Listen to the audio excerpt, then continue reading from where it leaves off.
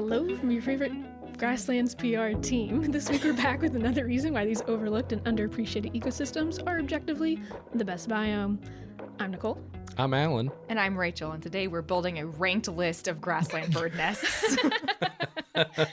Okay. All grassland birds? Right out of the gate, huh? Yeah. Okay. Yep. I'm ready. Let's do it. Today I just thought it would be neat to talk about grassland bird nests, and I was like, well, how the hell will I possibly do that? The answer came to me just like a punch in the face, and it was that I need to rank them because some grassland bird nests objectively suck. Mm-hmm. And others are superior in literally every way. Yes. You know? Okay. And so that's our goal today. I'm excited. That's our goal. I'm here. What do you guys know about grassland bird nests? Well. Yeah. Uh-huh. Some of them are like little scoopies in the ground that are hard to see. Yeah. Very cryptic. You know, ideally, all nests are hard to see. This is true. That is part some of some are extremely easy to see, I would say. But yeah. Yeah. See, my brain is going like immediately to shorebirds, who do nothing to hide their nests. Yeah, well, and some shorebirds do nest in grasslands. Yeah. So that is 100%. true for some grassland birds too. I did have a hard time when I was thinking about like, oh, what do I even include in this list? And you know, this is completely subjective. Obviously. There's no research on this. Oh, no. There's research on this. I have books with tabs in them, as you can see. Yeah. No, but I meant like there's no like definitive rankings. No. Scientists don't do that. I mean, we can call this a definitive ranking, but it's my definitive ranking, personally. I'm just saying you're welcome to have different opinions than me. I'm going to be rating bird nests on like a few things. The first one is effort. I like to see some effort in a bird nest. I just think that, you know, really sets you apart. I think secrecy is important for a bird nest. That kind of, you know, defeats the entire point of a bird nest if anybody can get to it and see it, you know. I have a neighborhood selection because I think if you're just going to build it in a really bad neighborhood, then that's on you, and that makes the quality of your nest extra bad. Okay. Yep. Okay. I'm also looking for creativity. I think it's important to just do something a little different and to be a little creative when you're nest building. Like everybody's seen a stick nest. That's been done. It's boring. Right. You know? Yeah. So like, you know, let's put some effort and creativity into it. Yeah. Yeah. That is I want to go through some of my sources just for posterity. I have a really old book that was published in 1975 by Harrison called A Field Guide to Birds' Nests, which has just excellent pictures of bird nests, which are sometimes hard to find. You opened up to like the two worst possible nests you could. Yeah, Piping plover just scrapes in the ground. Yeah, those are those are bad nests, but you know they work for the species, and so we'll talk about them sometimes. Okay, good point. So I've got that one. I've also got this Birder's Handbook. Oh, that's a beaut. Which has essays, which is my favorite part, and also you know, annotations on certain species and their nesting behaviors. But the essays, like, really, I mean, the essays are so good. And there was, let's see, Carolyn Byers from Madison Audubon, who did her master's thesis on grassland nesting birds and just had a really fantastic website put together outlining a lot of species that I thought was pretty neat. So those are my primary sources today. And I do want to. I'm just gonna A lot of paper ASMR in this episode. Yeah, that's right. Got my nice little book here. Building nests is just one of the hallmarks of being a bird.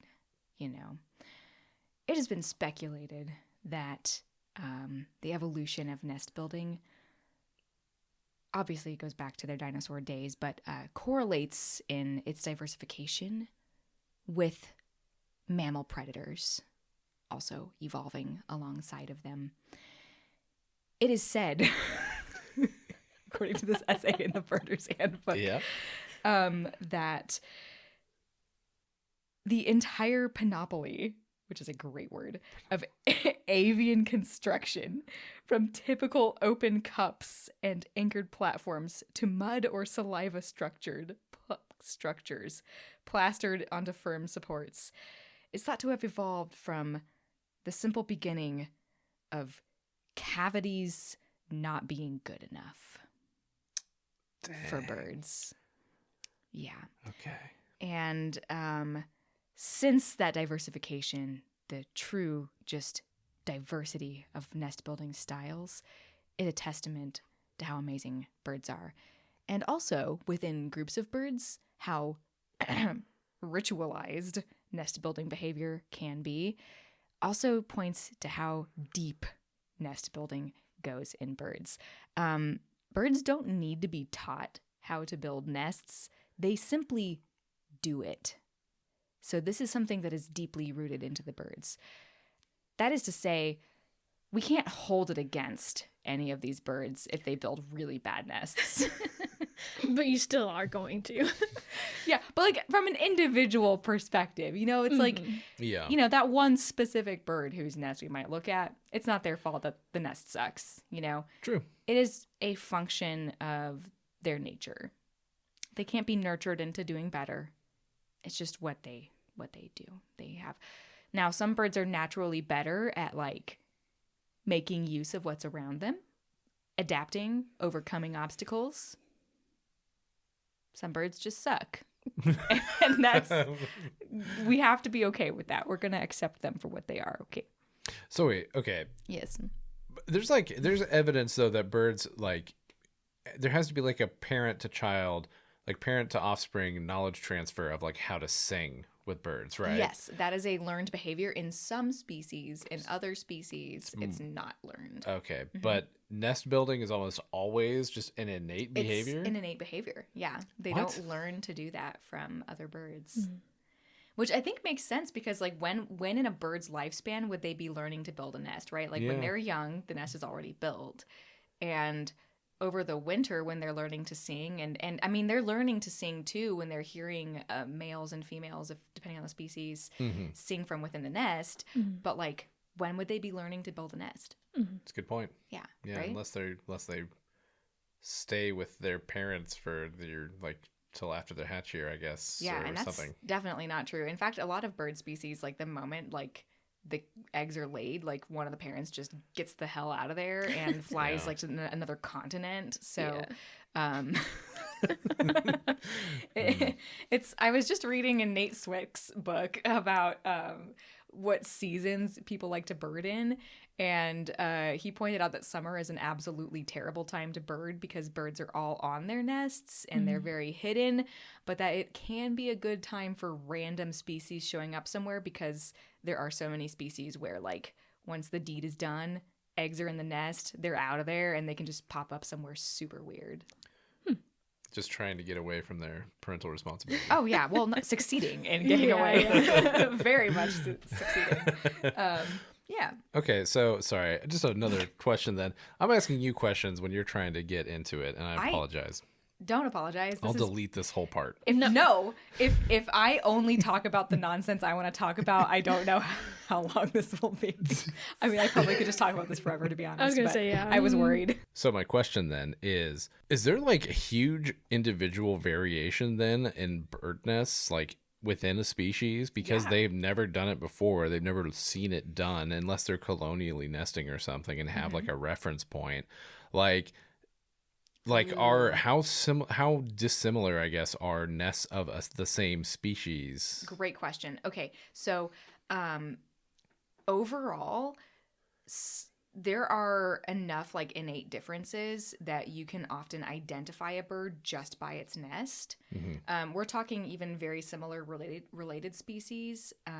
There are some owls that make similar nests, but whether you find feathers built into the nest or not can identify which one it is for you. Right. Okay. So they are the structure of the nest itself, and often even the materials that are used can be very diagnostic.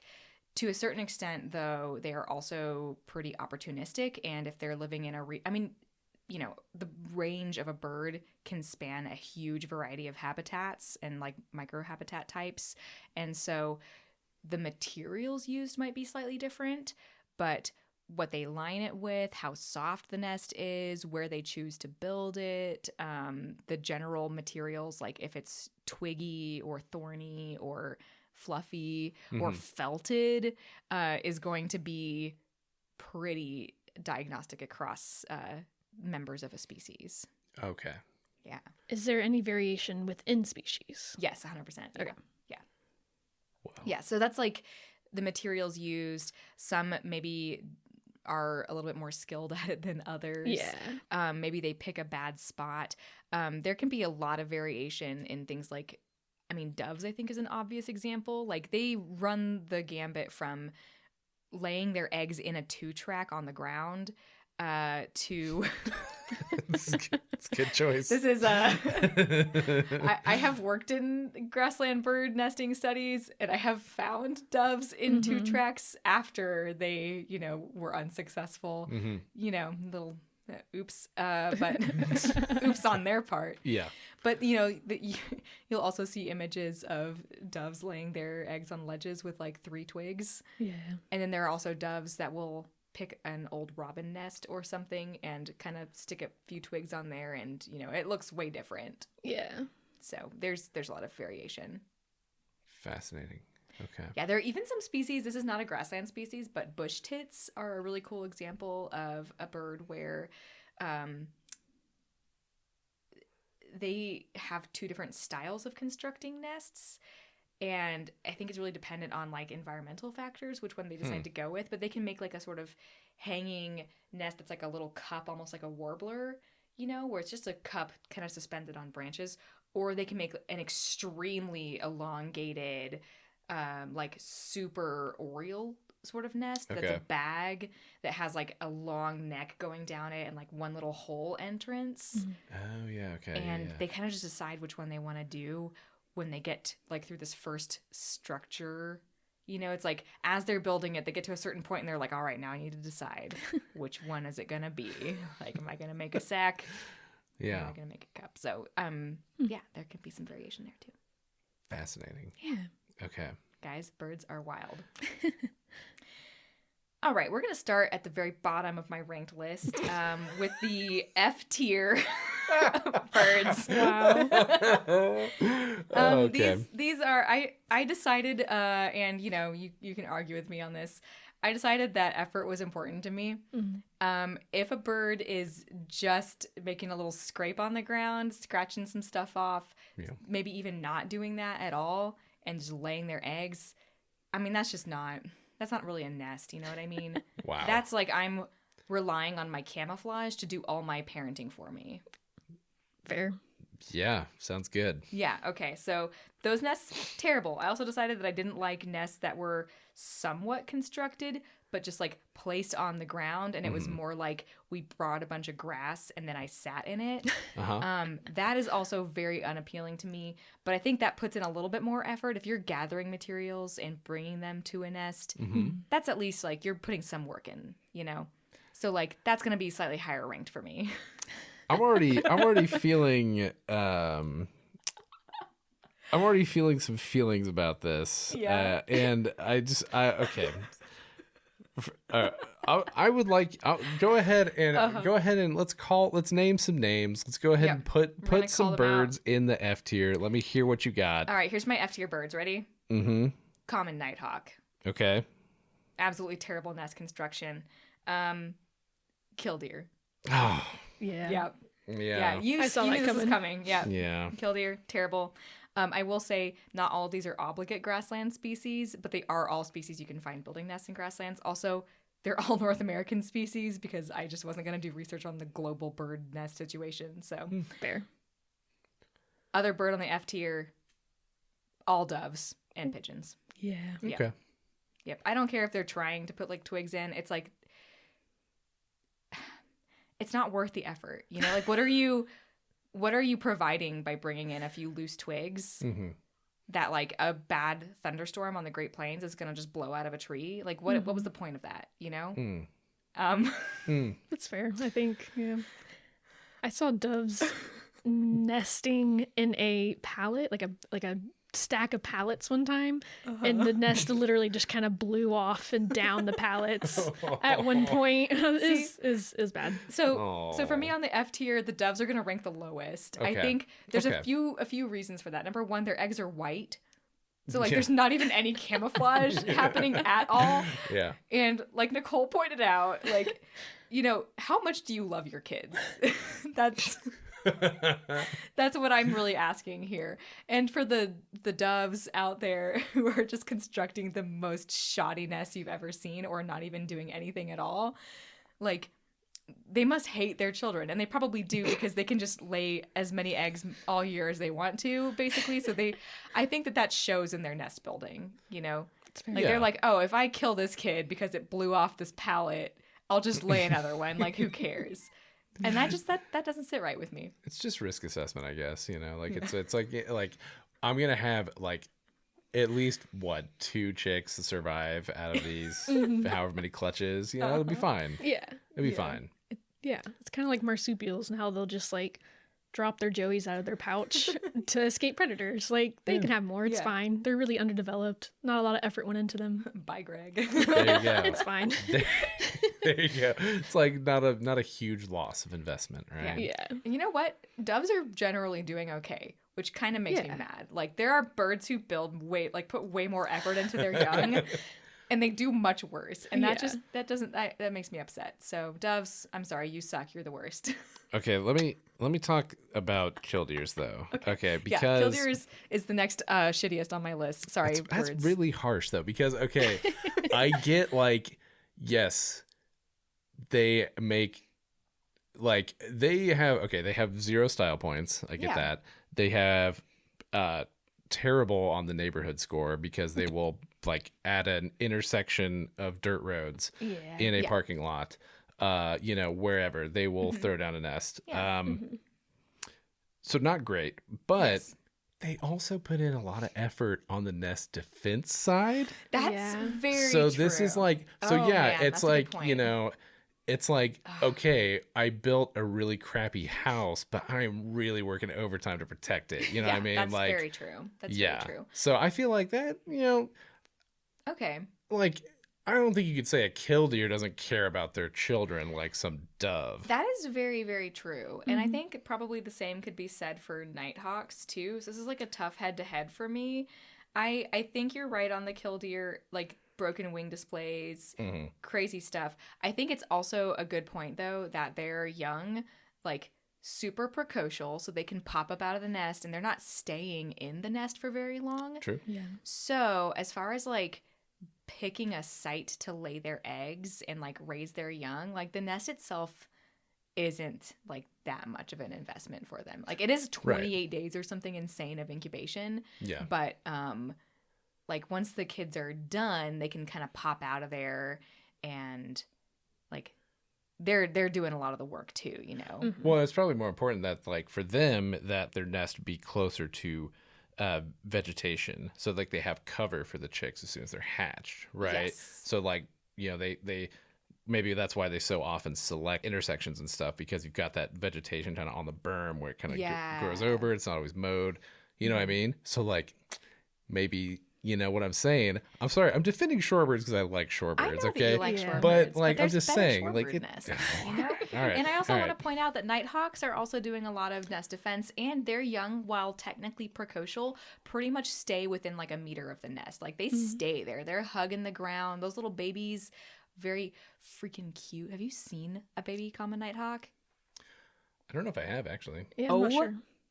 My God. Do I not have a picture of this? Hang on, let me find it. Like, okay, because they're laying 2 eggs just straight on the ground. They're very well, like killdeer, they're very well camouflaged eggs.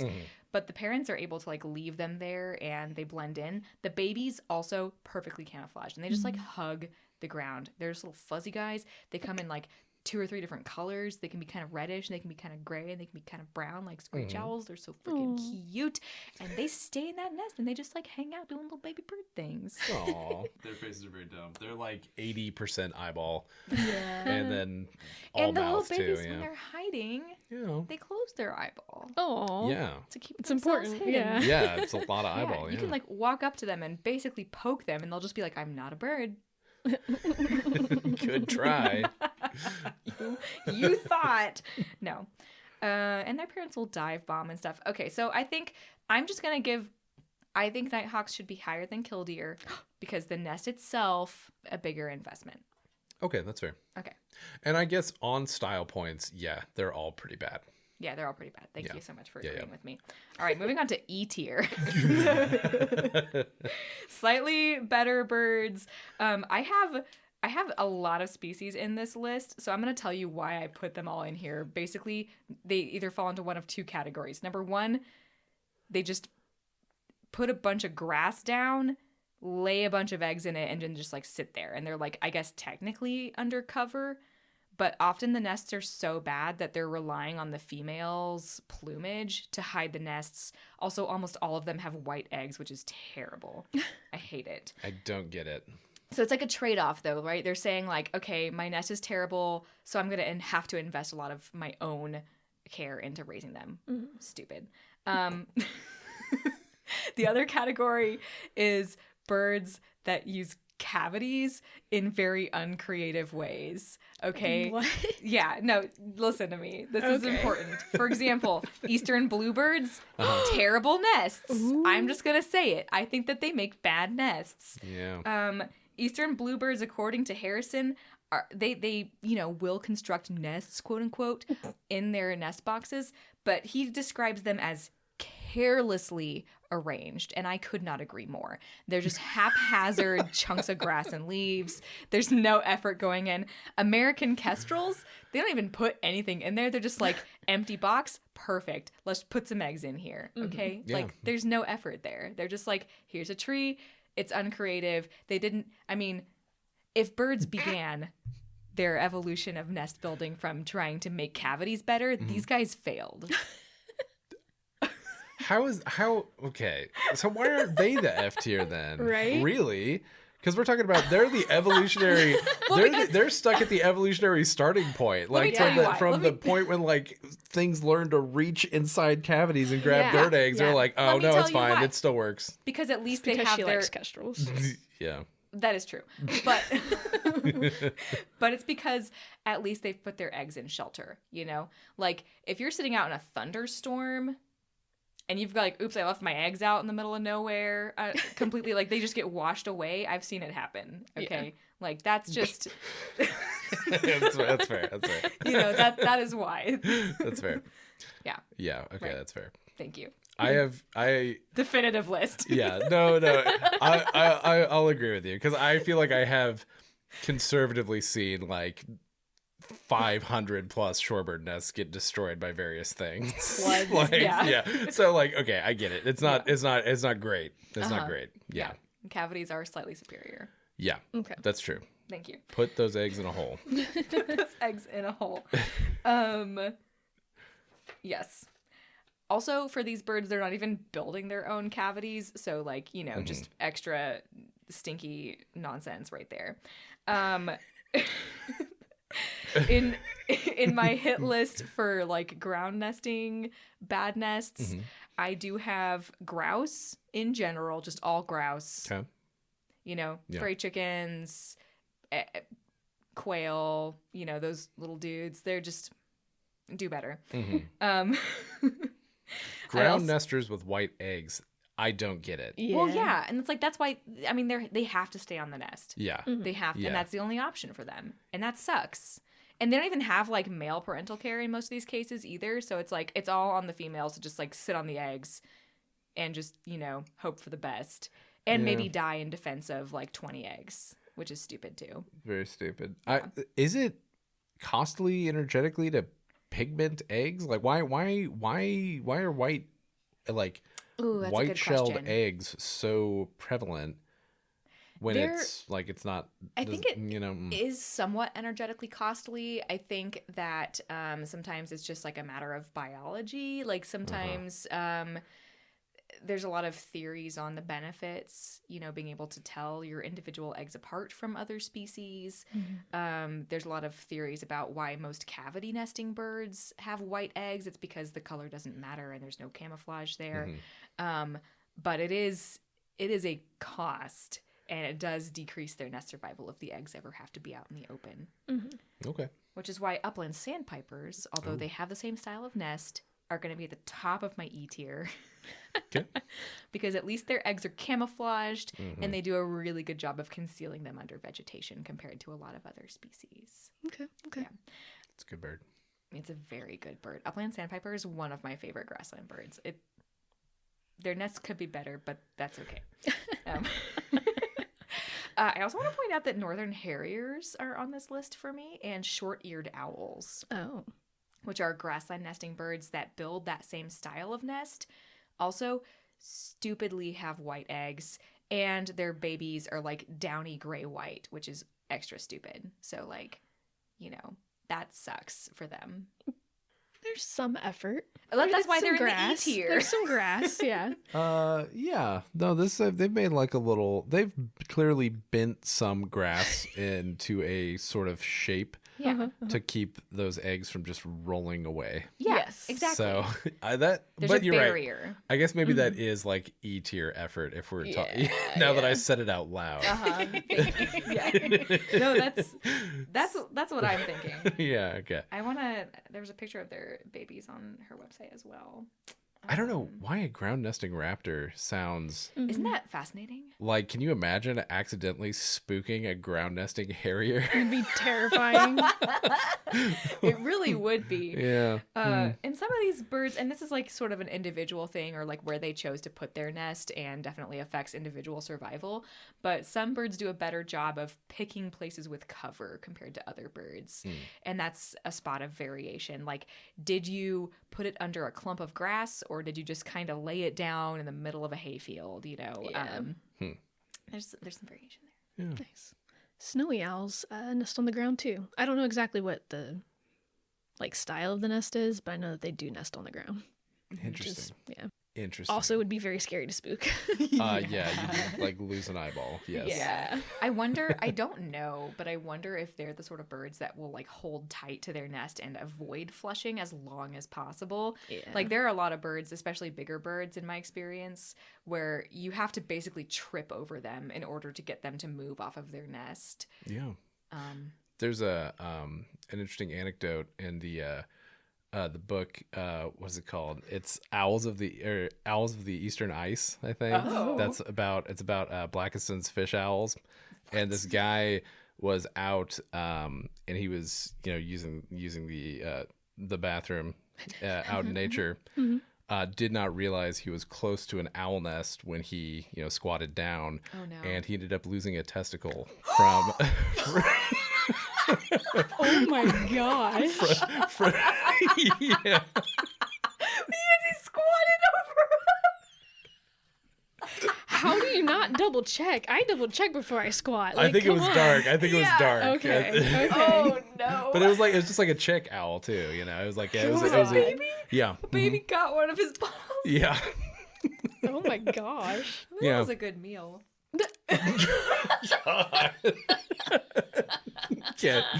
Yeah. Anyway. Yikes. So yeah. I don't know where that but Look before you squat. Look before you squat. Yeah. That's the moral of that story. And Yeah. take a flashlight if it's dark. good PSA, yeah. Some birds would rather get pooped on Yes. Then flush. Flush off the than nest. move. Yeah. Uh-huh. Okay. Yep. Good to know. Especially the longer they've been on the nest. Like if those things are close to hatching, they're not leaving. Yeah. Okay. Yeah. Wow, good stuff, guys. Should we move on? Yeah.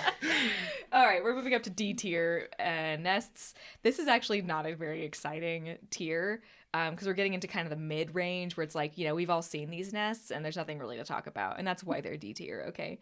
So the first one I've got is like basically any thrush nest or mimic nest.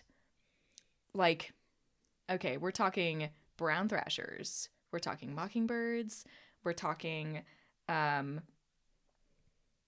this is hang on. What other thrushes did I have on my list?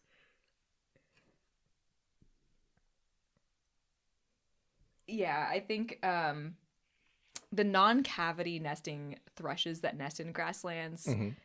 I mean, they're nests, you know, like it sticks. They weave some grasses in there sometimes. It's a pretty normal nest. Very low effort in terms of like construction, but they are doing some construction. Mhm.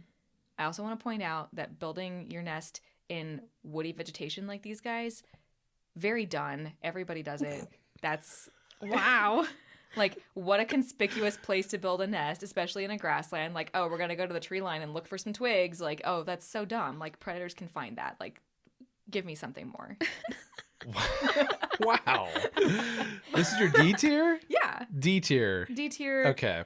Mockingbirds. Normal nests. Thrashers. Just normal nests. They're dumb. D. I don't Shouldn't like them. normal be like center of the distribution No. then?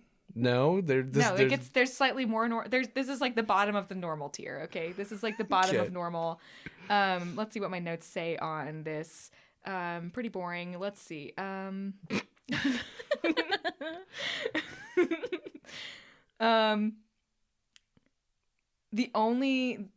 There's two birds in this tier for me that are doing something fun.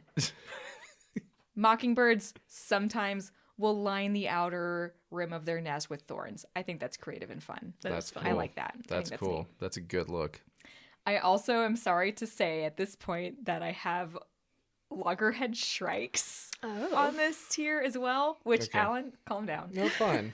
The nests themselves, again, the same as everything I've said before, but the one benefit that they have is that they get a little creative with the neighborhoods they build in, because they tend to prefer building in thorny environments, which is going to give their young, while they're still in the nest, ample opportunities to practice their impaling behavior. And I think that shows a lot of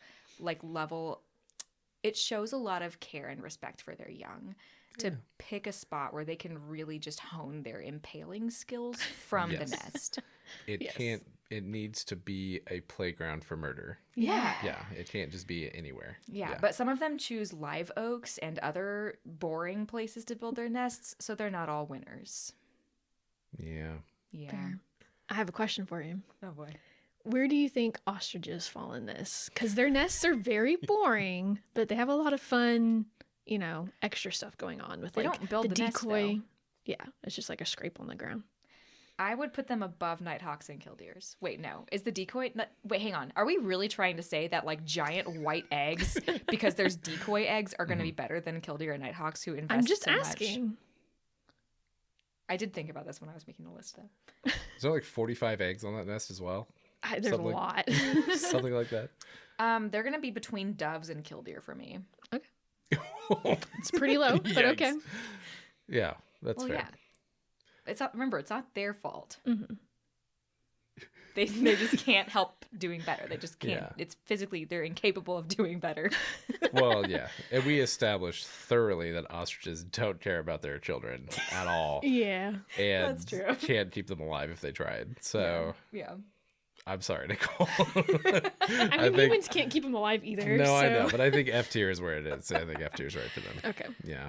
R.I.P. ostriches. R.I.P. All right, guys, we're moving on to C tier because I have nothing more to say about those boring nests. Wow.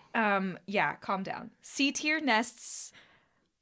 I'm sorry. Yeah. I think I'm just trying to separate, like, okay, these birds are good. You're being very mean to them right now, but I know you think they're good birds. Oh, I Yes, love them. They're yes. perfect It's birds. hurting my feelings, but I know you think they're good birds. Loggerhead shrikes. Yes, One of my favorite grassland birds of all time. for sure. It is literally there's nothing. It is not their fault that they have this boring nesting strategy. They're more than their nesting strategies. Okay, Yeah. they are more than that.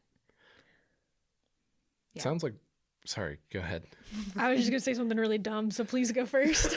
I was just going to say, really, we should be blaming mammals for all this. Oh yeah. Because if mammals could have just kept their paws to themselves and not gone digging around in cavities, then these birds wouldn't have had to diversify and make subpar nests to compete. You know what I mean? Wow. Should we be thanking mammals then for the fact that some birds do have really cool nests. True. I guess. Wow. Yeah. Thank you, mammals, for Partial destroying credit. birds. Partial credit. Moving on. Yes. C-tier nests. This is where we're getting into birds that I think are doing a decent job. I think that they have something interesting they're bringing to the table. I have 3 birds here I want to tell you about. Okay. Passing grades. First one, lark sparrows. Okay. Lark sparrows are building a pretty, like, typical nest, but it's woven with a lot of grasses. They select their nest on patches usually of, like, bare ground, sort of, but under cover of vegetation. And you will not see a more intricately, tightly woven nest in your life. They are just the most, like, delicate little wiry nests on the inside. It pleases me to look at a lark sparrow nest. They're delightful. Also, this is not anything to do with the nests, but I just like that their eggs have squiggles on them. I think it's cute. Okay. So, okay. Lark sparrow. Expertly woven nests Beautiful. is a C? Yeah. But it's like, it's just on the it's on the ground, ground, and yeah. it's not really in cover. You just said it was in cover. You just said it was well hidden. Well, it's like under something. It's not like the most well hidden thing ever. Okay. There's Oh my better, more gosh. hidden nests. I'm, Let me see if I can. I'm just excited for the top tier birds. I know, right? These are going to be mind blowing works of art. They better be. Let me see if I can find you a lark sparrow nest. They just please me, okay? So I want you to just know that they're beautiful and perfect. But they could be better. Wow. They just use very, very fine materials on the inside. It's very Let's nice. see you build a nest, okay? Oh, I could not. I can build a blanket nest. We can do that. Yeah, why don't you go upstairs and build a nest, and then we'll come and see where it Yeah, ranks. we'll rate you. Actually, Carolyn Byers is the education director for her Audubon chapter now, and says that one of her favorite activities for kids is to send them out and just be like, all right, guys, go make some nests, grab some grass and just do your best. And they struggle through it Oh, I'm and sure. realize Yeah. inevitably that they can't do it and that it's hard to do. Yeah. And then she's like, and guess what? You guys have hands. Yeah. Take that, kids. Take that, Yeah. children. So, honestly, if they're building any nests, they're doing a great job. Yeah. This is why nighthawks and killdeer Yeah. are so low. Okay. All right. The next one on my list is the great crested flycatcher. Okay. Okay. Let me tell you why. All right. These guys, a cavity nesting bird. Okay. So they are picking a cavity. What makes them better than those loosely constructed nonsense things that bluebirds are doing? Well, they're kind of like the pack rats of nest construction. Basically, they just cram as much trash as they can find into the nest to make it the perfect spot for their chicks. They get really creative with their materials. They fill the thing up with as much nonsense as they can. I will show you a picture in a second. They're just amazing. They're bulky. They'll use ropes, trash. They almost always include snake skin. For some reason, this is diagnostic. If you see a pile of trash in a nest and there's snake skin woven into it, it's oh, that's a great crested flycatcher nest, obviously. Weird. Interesting. Right? Yeah. Huh. Isn't that cool? It's really cool, yeah. So they basically just hoard a bunch of stuff and they say, this is the perfect platform for my children to grow in. And I think that's neat. This heap of garbage. Yeah. Yeah. Yeah. Lovely. It's pretty great. It's just the eggs are in the corner and it's just a pile of trash. It's just the box is full of stuff. Somebody describe this. I mean, yeah, it looks dirty. It doesn't. It does. Yep. It looks like the drawer in your kitchen where you just throw all the stuff Junk that doesn't drawer. really have a home, and Yeah. then but there's a bird nest in one corner of it.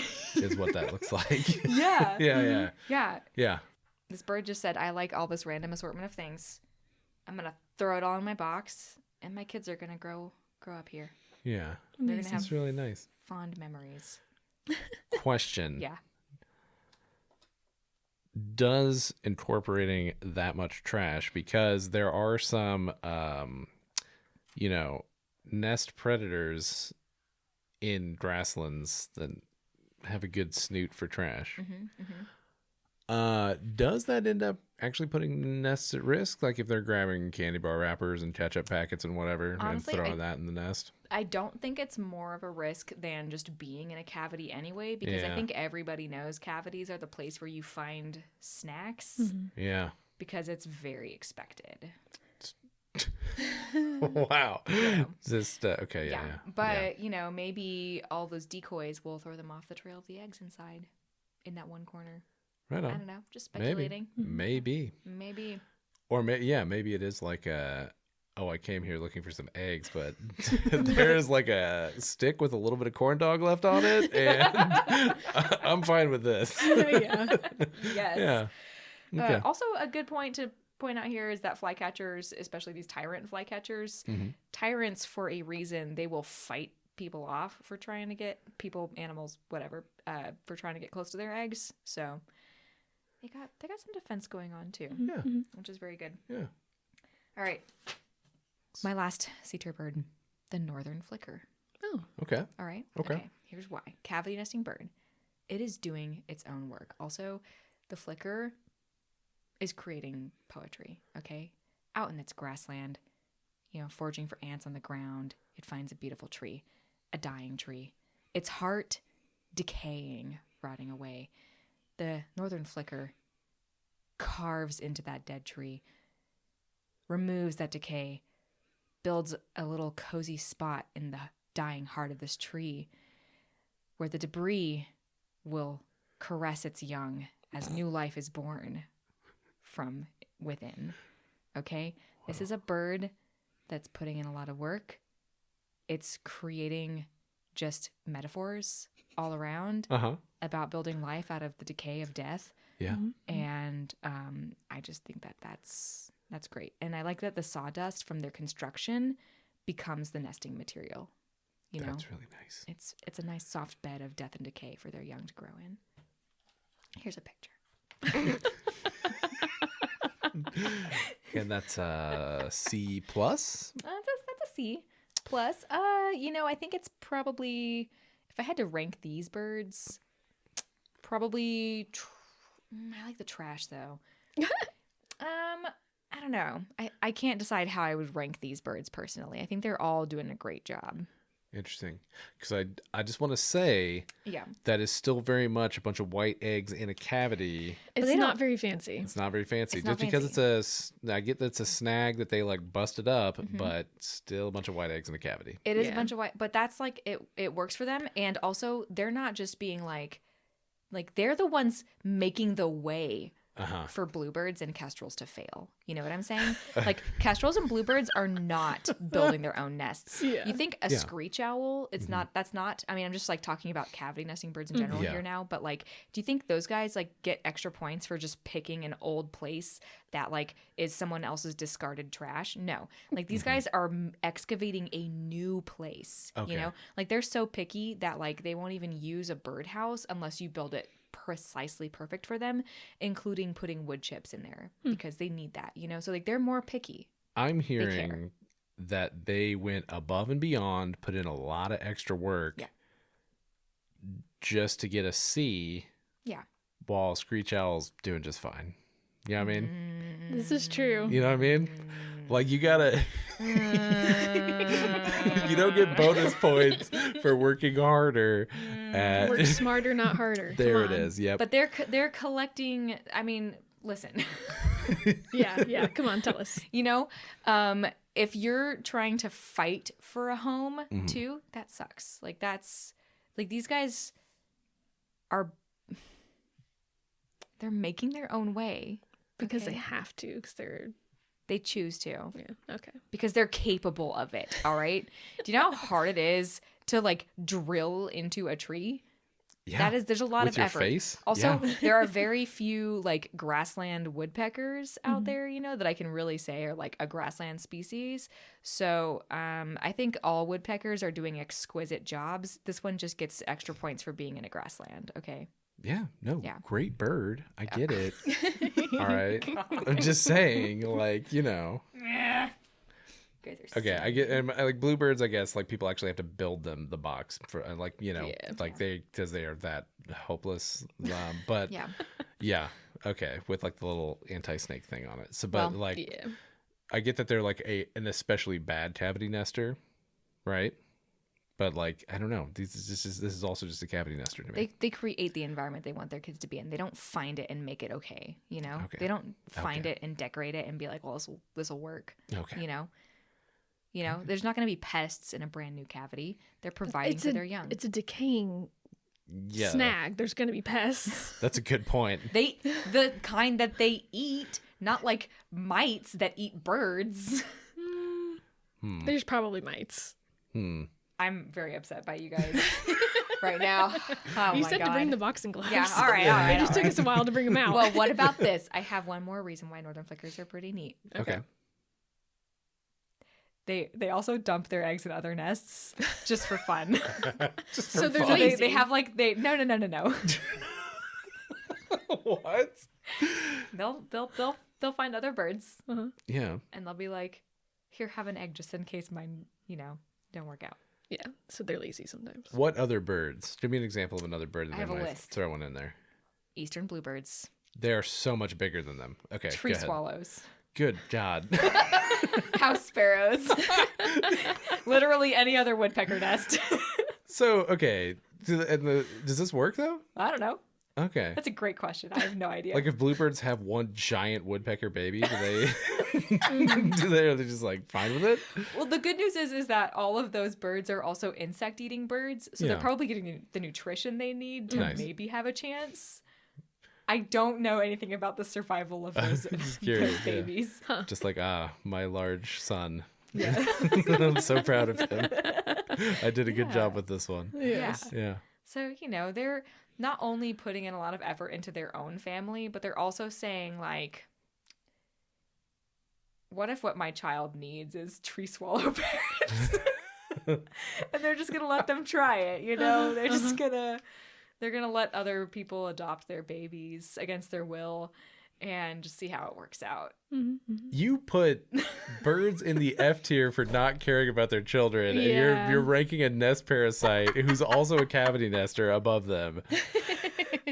There's a little bit of favoritism here. There's I some think. favoritism here, yeah. Probably. You guys will notice I haven't mentioned cowbirds yet. Yeah. Yeah, they literally don't do any care. Well, that's not true. Yeah. Yeah. You know what, guys? We can move This is on. my definitive list. Yeah. Okay. Okay. I'm ready for the bees. I'm ready to hear what you got. You ready for the bees? B tier birds. I have a few species here. All Okay. right. B tier birds going a little bit extra compared to those guys. These guys are getting into birds that I genuinely like a lot. Okay. Yeah. The first Surprise. bird here that I want to mention is burrowing owls. Oh. B tier nest. They don't really make their own burrows, though. Yeah, they don't. They'll enlarge them, but they don't make their own. We Okay. have to also provide them artificial nests for them to survive, like bluebirds. It's all favoritism. Yeah, okay. All right. Here's Just what I saying. like about burrowing owl nests that I think is a little different. Mm-hmm. They will do some excavation. Okay. Okay. They will make use of a lot of other nests and make them to their specifications. They have specifications, okay, I know. that include things like You think that these other birds that use already made nests are just picking random ones? I'm sure there's some selection going on. No. They like to have like really specific tunnels, like the shape of the tunnel that goes in there. The tunnel it's not just a cavity, okay? It's like they're looking for something that has a narrow neck that goes in, leads into a nice little like depression. They will carry nesting materials in there. It includes like going through the effort of putting cow poop and horse poop in your mouth to bring it in there to caress your babies. Like they're putting some work in. They have a creative strategy of going underground, which is going to definitely put them at risk of some ground nesting predators, but Yeah. they can utilize a lot of well, calm down. They're picking nest sites where the predators already live. Yeah. Yes. But here's what's also great about burrowing owls. They are also like making sure that they have like a little platform for them to like scout out predators on. They have like a little lawn for their babies to play in. It is Yeah, like a prairie dog. yes. Mm-hmm. Do you hate prairie dogs, Nicole? No. Just You like they're stealing prairie dog because burrows. they're cool. They Yeah, prairie only- dog burrows go for tortoise burrows. Mm-hmm. They will use a lot of other burrows, and they will do some excavation on their own. Okay, so they're putting in effort. You think a bluebird is excavating part of the tree? No. Yes. Because they physically can't. Exactly. And burrowing owls not can their because fault. they're cool, okay? No, None of this is the bird's fault. We already talked about this. They literally can't help the way they build nests. Don't go after me like that. Okay. fair. I forgot. Oh, burrowing owls like literally won't use inactive, like nest sites. Like they only use nest sites where like there's been a gopher tortoise recently or there's been a prairie dog recently, because they need so much help in their nest site selection. Just saying. They like to pick their neighborhoods Yeah. in a precise way Okay. that they think is going to give their children the success that they need. Okay. The only reason this sucks for them is because humans suck and have been removing a lot of the burrow systems that they would need. And, you know, in some areas where the soil type is correct, Alan, you like soil. Soil stuff is relevant here. That's Are you trying to get me on your side? Yeah. That was, Obviously, that was a bad, I very know. bad Just attempt. like yeah. just like the you hate prairie dogs now. Uh-huh. Yeah. Yeah, I'm. We see I'm through this. Striking some low blows here because I'm mad at you We see guys through it. questioning my judgment. Yeah, no, like, listen. Here's what they do have going for them: Poop fishing. poop fishing. Yes, I Yeah. like that. I think that's neat. I'm being serious. Yeah, no, it's We very know. cool. Yeah. It's very The cool. second yeah. thing is that they are selecting their burrows. Like, while it might be around other animals, it is out in the grasslands. Okay. They are making use of a space where there aren't like trees that you can conveniently burrow into. I like the effort. I like the grassland specialization. I like that they're doing something that nobody else will do, except for sometimes. So there's another owl that will sometimes go underground, which is kind of weird, but not it's not usual for them. For burrowing owls, this is what's natural and normal. Okay. And I like it. Yeah. Okay. It's fine. It's fine. It doesn't make Is it B tier? it doesn't make it like a big brain move, but it's fine. You know what I mean? Have to be a big brain move. I just terrible. All right, moving on. It's bad neighborhood selection. Yeah. Okay, you guys might not like the other two. I have grassland warblers Okay. on this list. I like grassland warblers. On here, we have things like prairie warblers, which live in grasslands. Also, some things like yellow warblers, which aren't like grassland exclusive, but nest frequently in grasslands in the Great Plains. And I like their nests because I like that they get creative with their construction. I also have on this tier the American goldfinch. Again, not grasslands exclusive necessarily. It is like a bird that, all of these are birds that nest in woody structures, trees, shrubs, that sort of thing. But they spend a lot of time in grasslands, and grasslands are important to their survival. They get creative with their construction. That's why they made it to the B tier. Okay. The yellow warbler and the prairie warbler both are making nests that are packed with like plant down. They're making like very soft, very beautiful little nests that are like the perfect little stretchy place for little babies to grow. Warblers are making kind of like a depression of a nest, so they're like a little bit extra work, you know, compared to like a stick nest and a fork on a tree. They're finding like an intersection and hanging a little cup from that, right? It's beautiful. It's elegant. It's creative. The yellow warbler will even felt plant down to create like a nice little felted environment for their young to grow in. It's great. They will use feathers, bark shreds, and all kinds of like grassy materials and fibers. And prairie warblers will even hold the bulk of their construction together with spider silk, much like hummingbirds do. It's all very good stuff. Elegant. Yeah. There's no poop in the nest, but that's okay. So that's why they get to be on B tier for me. That's good. Yeah. Now, I also want to add that yellow warblers can be pretty creative with how they deal with stuff in their construction too, and I think that that's pretty cool. They will build extra stories to their nest sometimes. Why would that be a benefit, you might ask? Well, sometimes other birds lay their eggs in your nest, and you're like, hang on, I don't want to incubate that. So what you do is you just build a second story, put your eggs on top, and then bury the unwanted eggs under that layer. There have been found yellow warbler nests with up to 6 stories. Oh my gosh. All of which had brown-headed cowbird eggs in them. Yellow warblers are one of the favorite victims of brown-headed cowbirds. So that's a really good strategy that they've learned to adapt to that just unfair prejudiced selection against them by these parasites. Nice, yeah. Yeah, so a 6-story home full of spider silk and plant down felted to the liking of their babies. Ooh, it's very good. Built Very on good. the bodies of your enemies. Yeah. That's wonderful. Yeah. Amazing. Thank you. Yeah, I like that. Burrowing owl is for sure on the bottom of this tier. Yeah. That was true for me before. Yeah. You guys roasted them. Right. But, you know, the burrowing owl is still being very creative for a bird. Yeah. For a bird. Yeah. Because what you just said with yellow warblers was way, way better than.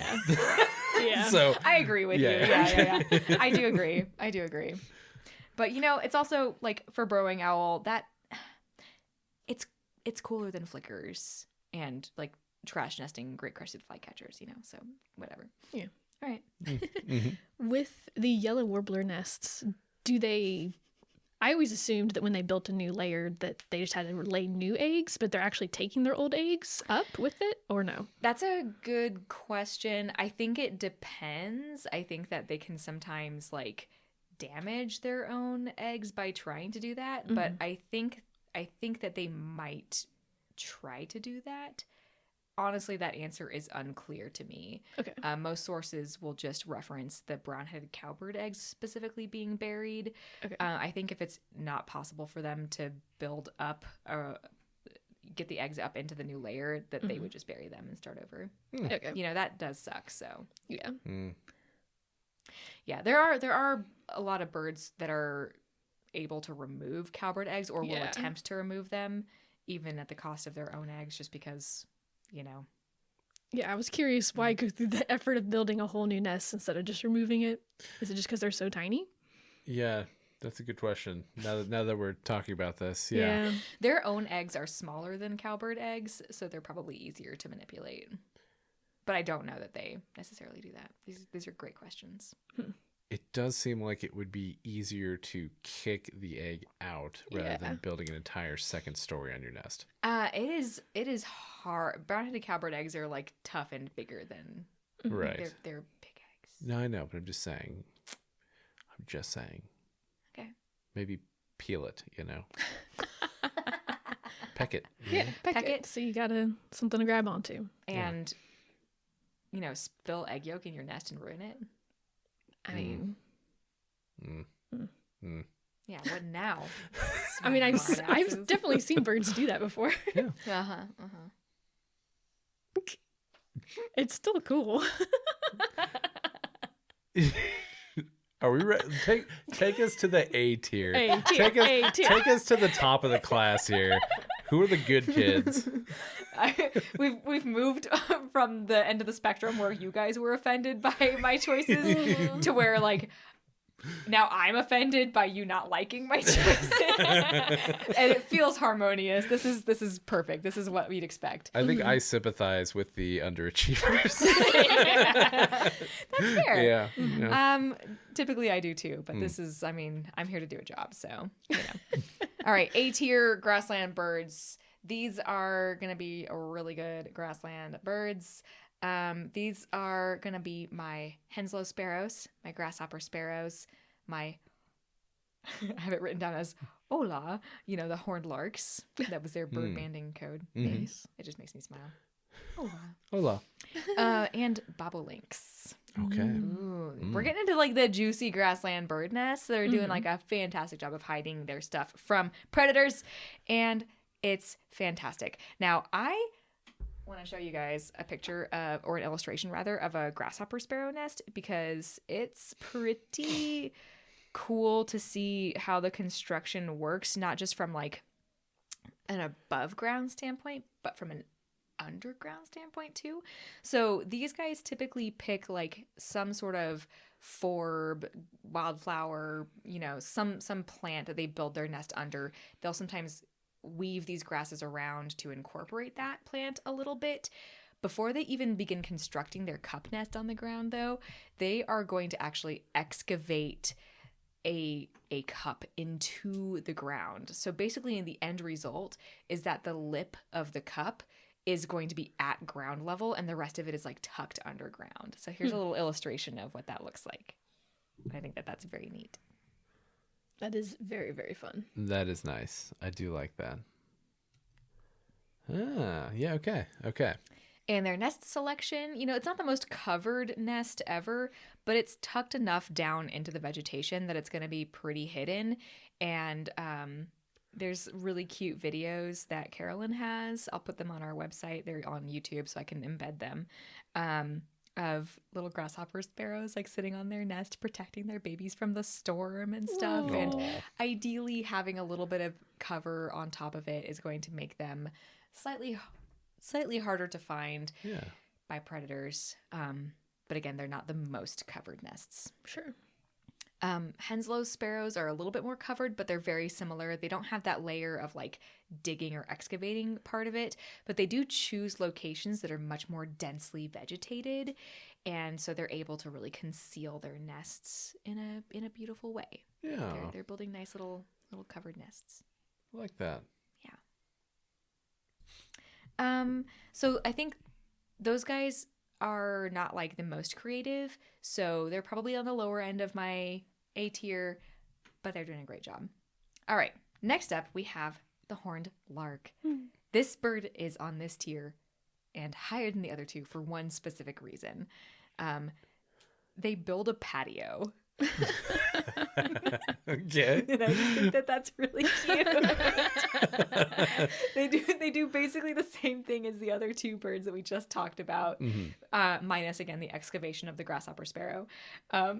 But they typically have like little dirt clods or pebbles or something on like one side of their little nest, and it's kind of like either like a little front step basically going into the nest, or like a little patio that, is right next to their nest. I think that that's really fun. It delights me.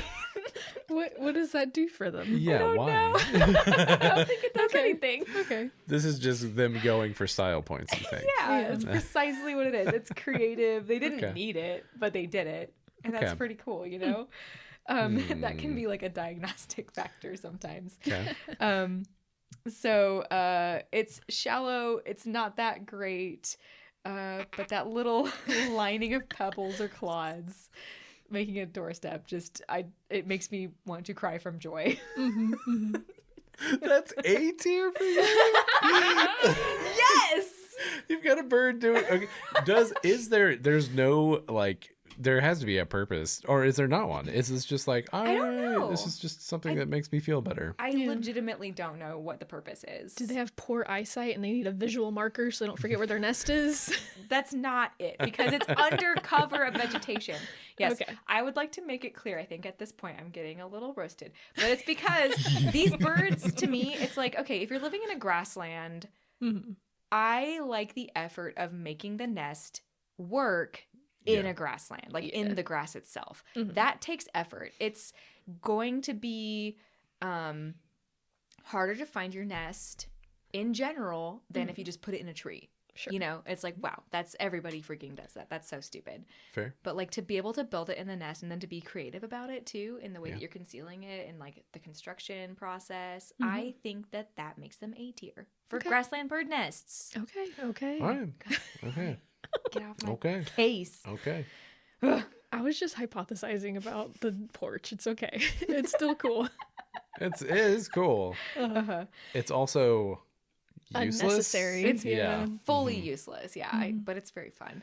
I do wonder if it's like maybe a starting point for the construction for them at some stage, or if there's, I don't know, some like there's got to be some reason, right? Or maybe it's just One would assume.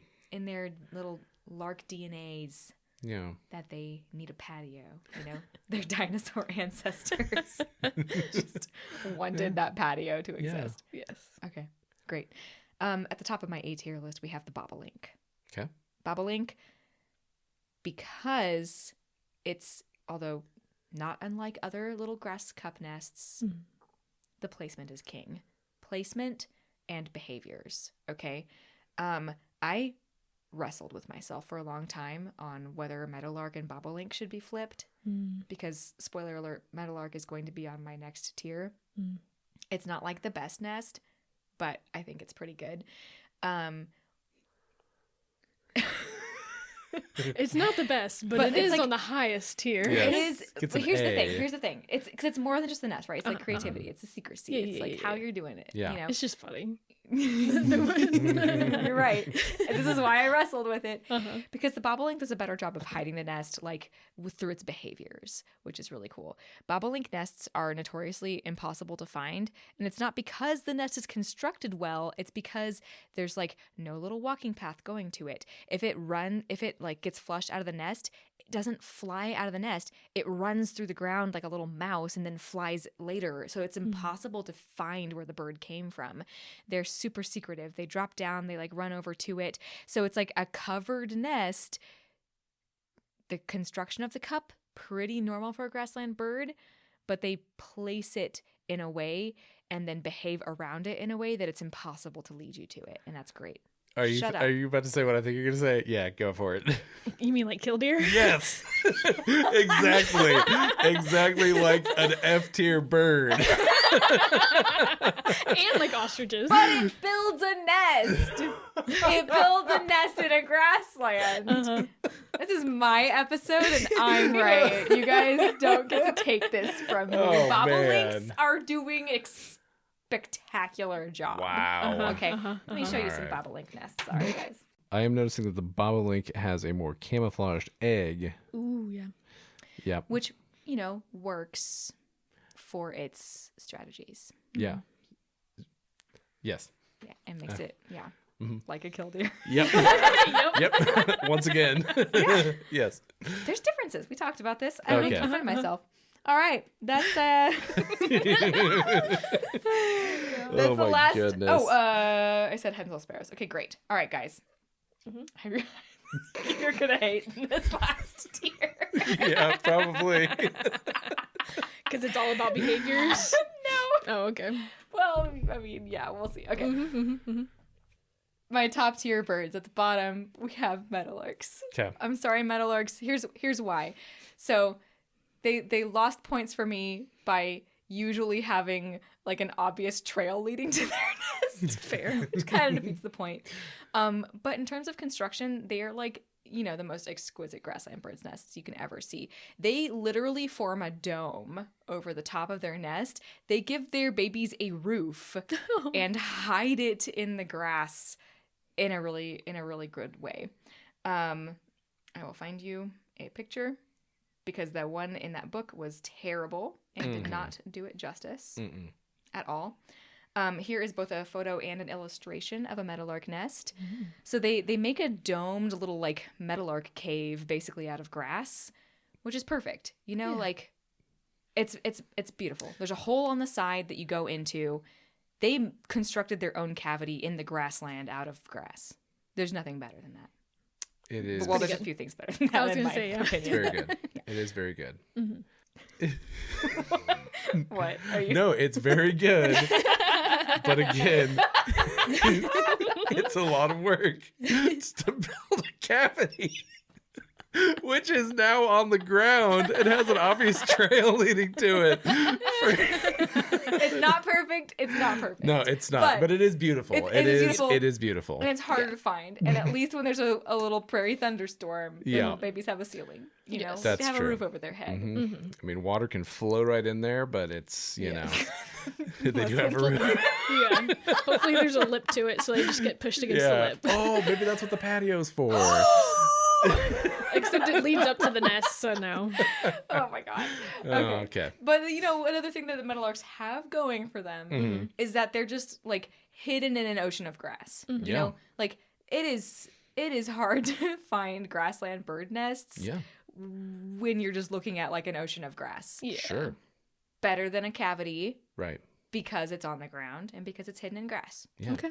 You know, with a cavity, you could be like, I'm going to scan these trees and find it immediately. Mm-hmm. Good point. Thank you. I mean, probably not hard for a snake, but hard for a person, yes. Yeah, you're right. Yeah. Mm-hmm. But there's more predators than snakes out there. That's true. Yeah. There's avian predators. There's other things. Yeah. So, Yeah. Oh boy. Okay. I'm sorry. All right. Number 2, not an obligate grassland species, but the sedge wren. Oh, okay. The sedge wren.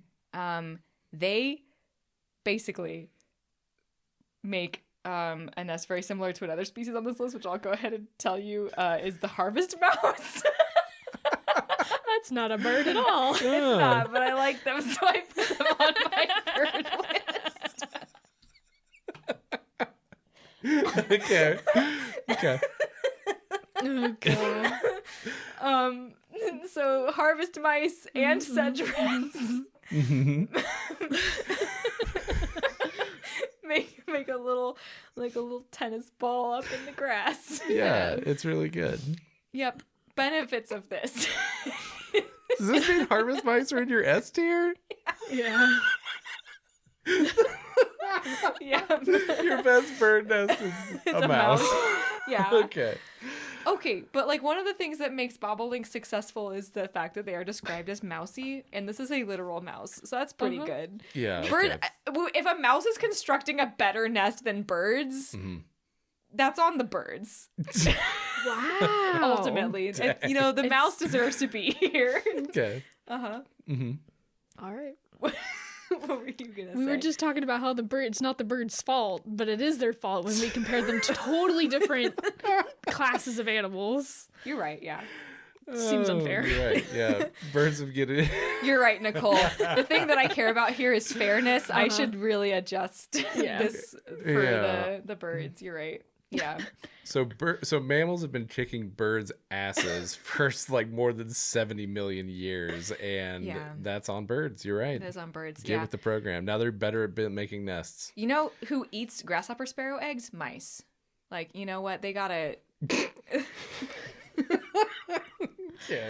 It happens more right. often than you think. Mm-hmm. So anyway, the benefits of these nests is that they're raised off the ground, so they're like in the grass, they're like kind of concealed, but also I will point out, if you're building like a grass ball nest in grass, it is kind of obvious that there's like a chunk of dead grass there in a ball shape. Mm-hmm. So at least in the case of sedge wrens, they will make decoy empty nests all around their real nest.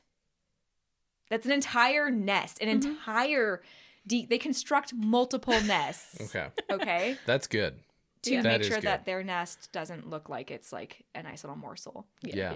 That is good. As the grasses grow during the season, they're also getting further off the ground, making it harder for mice to get in and eat them, unless you're a mouse, in which case you climb up there because you're good at that. You know, different mice do different stuff. You know, this is different. Yes, Nicole, you had something to say. No, you got it. Yeah, okay, great. I think any grassland bird that's making any sort of roof on their nest is just out of this world for me. You know, like that's amazing. You're doing a great job. And then to make the effort of saying like, hey, my nest is going to be pretty obvious because it's going to be dead, and making decoys like. I mean, a spherical nest like peak bird aesthetics, really. Yeah. You know, Oh my God. great, Yes. good stuff. I can't get any better than that. Except I can. Except. Except it apparently does. Yeah. All right. There's one bird I haven't mentioned yet, Uh-huh. and it's my top bird. Uh-huh. My top S tier bird for nests, grassland bird nests In North America. in North America, Yep. and also harvest mice, which live in England, Uh-huh. is is the brown-headed cowbird. Uh-huh. Listen, I can see it in your face. They don't even make nests. They don't make nests. They don't make nests, but a bird doesn't need to make a nest to be successful. I know this goes against everything I've already said. What? Oh my God.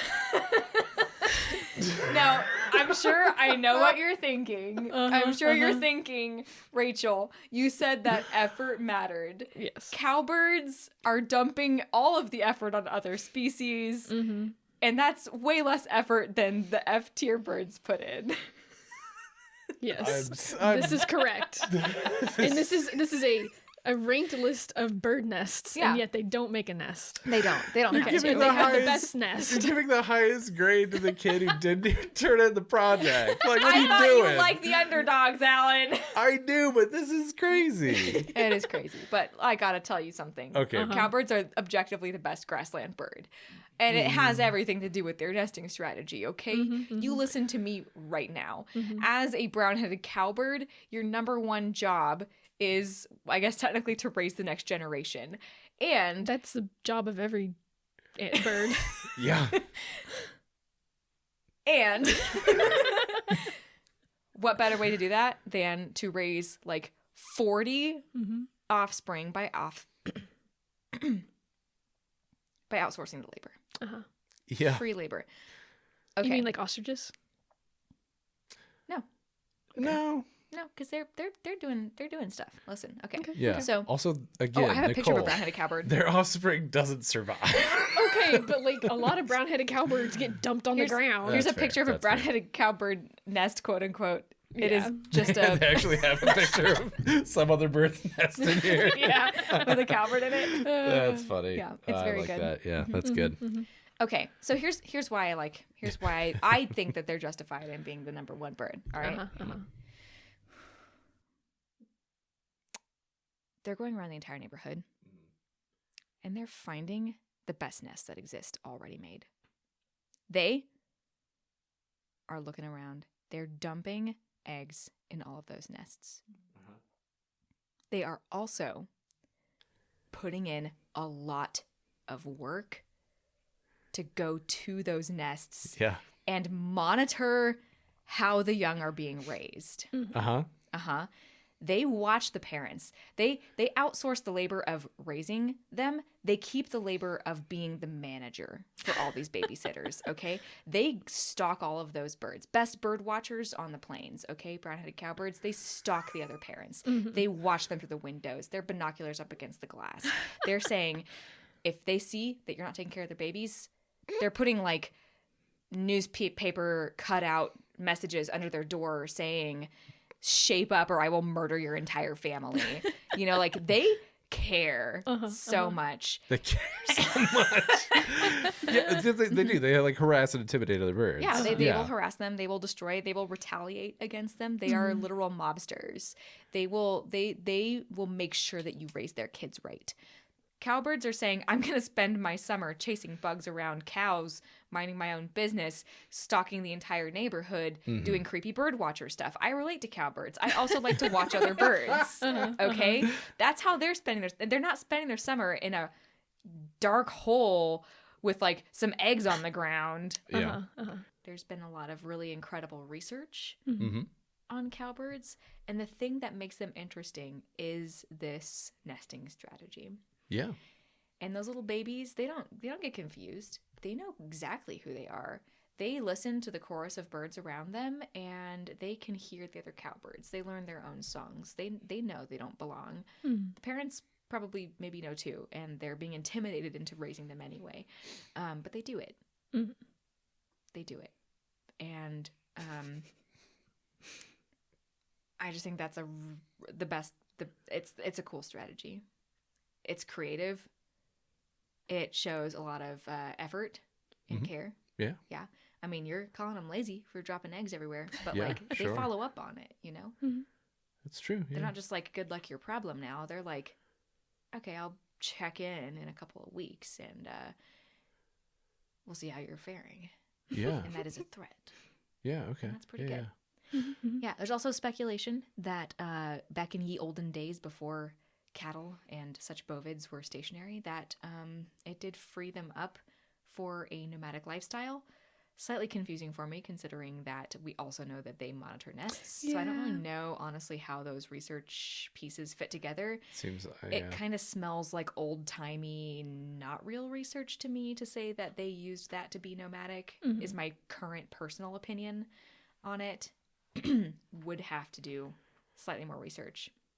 So Okay. I'll probably talk about them in a full episode at some point. So this wasn't the episode where I needed to deep dive into any specific species. Yeah. From a biology standpoint, yes, brown-headed catbirds, outstanding. Yeah. Yes. And the moment those chicks are done, they join their parents, and the parents teach them everything about being a bird. You know, like they don't skip out on being parents. True. They just learn from their community. Really, they're a community bird. Right. They just bully the rest of the species in that community into participating in their parenting. But is this a parenting list? Is this a social structure list? Or is this a nest building list, Yeah. Rachel? Because you just disregarded killdeer and their cool things that they do as parents, and ostriches and the cool things they do as parents, and we're just focusing on nests, and yet... Well, guys, thanks for tuning in to this episode with me. I have no further comments. Interesting. All right. I guess it doesn't need to be internally consistent. You know, it's fine. I never As long- expected it to be. It was never going to be. Doesn't really need to stand up to scrutiny. Also, I want to point out that this isn't a nest building list, it's a nest list. Okay. Well, fine. Well, Top. It's a ranking of grassland bird nests. Can we also... Is there a better bird than a bird that doesn't have to build a nest? Because it doesn't have a nest. Scrapes are nests. Uh-huh. They didn't build anything, but scrapes are nests. Yeah. This bird, evolutionarily, nothing. It's vacant. Right. It lost that ability somewhere along the way because it was beneficial to lose the ability to make a nest. Which They're is like, fascinating, they've yeah. transcended bird nests. Can we also just say that all of these nests work for all of these birds, though? Really? and that's why they do it. And that's why none of them are endangered. Yeah, you know, that's a good point. Yeah, Yet. all of these nests are valid. These strategies all work. They all do have different ways of compensating for their nest or lack thereof in the ways they behave and, you know, the other ways they live their lives. And that's a good point. All of these birds are doing great. Yeah. Some better than others. Yeah. Just some of them are cooler than others. That's fair. And that's all that matters for today. So thank you for coming on this journey of learning a lot about bird nests. I had fun. I also had fun. It was very fun. Yeah. I learned a lot. Thank you, Rachel. And thanks for listening to The Best Biome. Produced by our nonprofit, Grassland Groupies. You can find our show notes in the episode description, as well as links to our website, social media. So check those out, give us suggestions, and leave us a review. We'll see you again in 2 weeks. Bye. Bye. Bye.